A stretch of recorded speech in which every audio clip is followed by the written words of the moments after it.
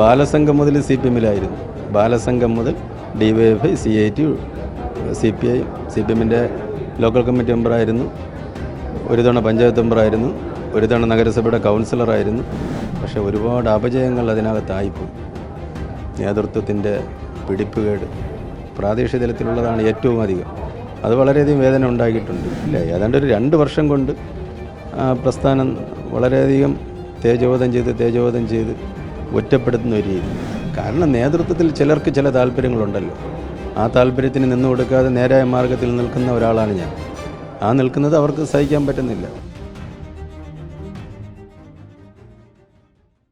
നമസ്കാരം. BJP സ്ഥാനാർത്ഥി പട്ടിക പ്രഖ്യാപിക്കുന്നതിന് മുൻപേ കേരളത്തിൽ നിന്നുള്ള നിരവധി രാഷ്ട്രീയ നേതാക്കൾ BJPയിലേക്ക് പ്രളയം പോലെ ഒഴുകിയെത്തിക്കൊണ്ടിരിക്കുകയാണ്. ഇന്ന് സംസ്ഥാന ഓഫീസിൽ CPM കൗൺസിലർ ഉൾപ്പെടെയുള്ള നിരവധി നേതാക്കൾ BJPയിൽ നിലവിലിപ്പോൾ അംഗത്വം എടുത്തിരിക്കുകയാണ്. ഇതിൽ പ്രധാനമായും എടുത്ത് പറയേണ്ടത് വിഴിഞ്ഞം വാർഡ് കൗൺസിലറായിരുന്ന CPM-ൻ്റെ വാർഡ് കൗൺസിലറായിരുന്ന NA റഷീദ് നിലവിലിപ്പോൾ BJPയിൽ അംഗത്വം എടുത്തിരിക്കുകയാണ്. രാജീവ് ചന്ദ്രശേഖരിൽ നിന്നുമാണ് അംഗത്വം സ്വീകരിച്ചിരിക്കുന്നത്. അദ്ദേഹം തന്നെ ഇപ്പോൾ മറുനാടനൊപ്പം ചേരുകയാണ്.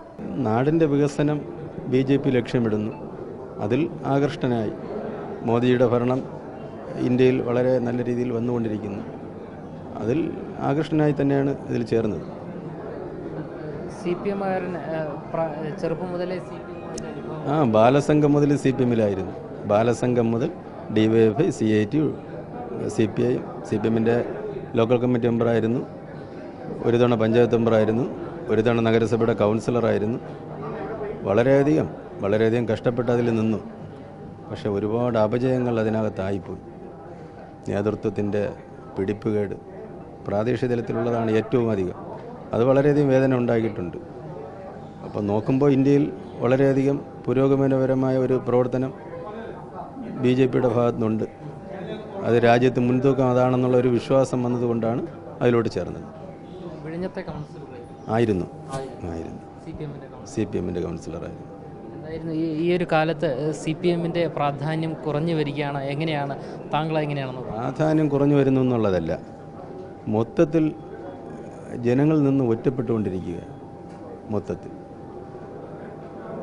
താങ്കൾ മാത്രമാണോ ഇപ്പോൾ BJPയിലേക്ക്? നിരവധി പേര് വരും. ഞാൻ ആദ്യമായി വന്നു, വിഴിഞ്ഞത്തു നിന്നാണ് ആദ്യമായി വന്നു. നിരവധി പേര് വരും. അതിലൊരു മാറ്റവുമില്ല.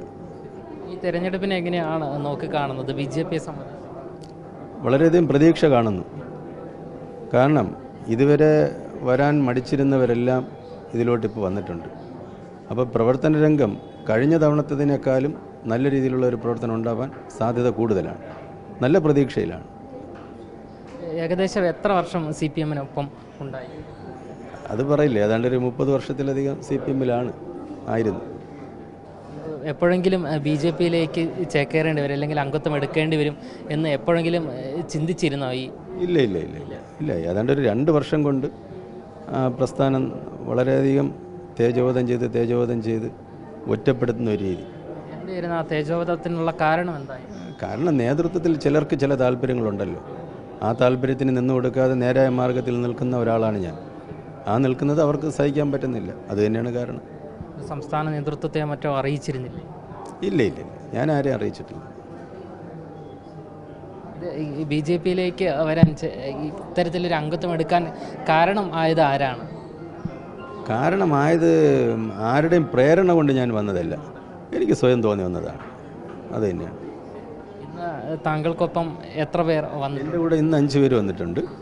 ഇനി ഒരു 10-15 പേര് ഒരാഴ്ചക്കകത്തുണ്ടാവും. നല്ലൊരു പ്രവർത്തനം വിഴിഞ്ഞത്തുണ്ടാവും. എന്തായാലും കേരളത്തിൽ വലിയൊരു മാറ്റം BJPക്ക് കൊണ്ടുവരാൻ സാധിക്കുമെന്നുള്ള പ്രതീക്ഷ ഉണ്ട്. എന്തായാലും ശ്രീ റഷീദ് നമ്മളോട് വ്യക്തമാക്കുന്നത് ഇനിയും വിഴിഞ്ഞത്തു നിന്ന് നിരവധി പേർ BJPയിലേക്ക് എത്തിച്ചേരും എന്നാണ്. CPM-ൽ നിൽക്കാൻ സാധിക്കാത്ത സാഹചര്യമാണ്. കോൺഗ്രസ് ഒരിക്കലും തിരഞ്ഞെടുക്കാൻ കൂടി പറ്റാത്ത ഒരു പാർട്ടിയായി മാറിയിരിക്കുന്നുവെന്നും അദ്ദേഹം നമ്മളോട് വ്യക്തമാക്കുകയാണ്. വരുന്ന നിയമസഭാ തെരഞ്ഞെടുപ്പിൽ BJPക്ക് കേരളത്തിൽ അത്ഭുതം സൃഷ്ടിക്കാൻ സാധിക്കുമെന്നും അദ്ദേഹം നമ്മളോട് വ്യക്തമാക്കുന്നു. ക്യാമറമാൻ അഖിൽ അശോകിനൊപ്പം അമൽ രുദ്ര, മറുനാടൻ മലയാളി, തിരുവനന്തപുരം.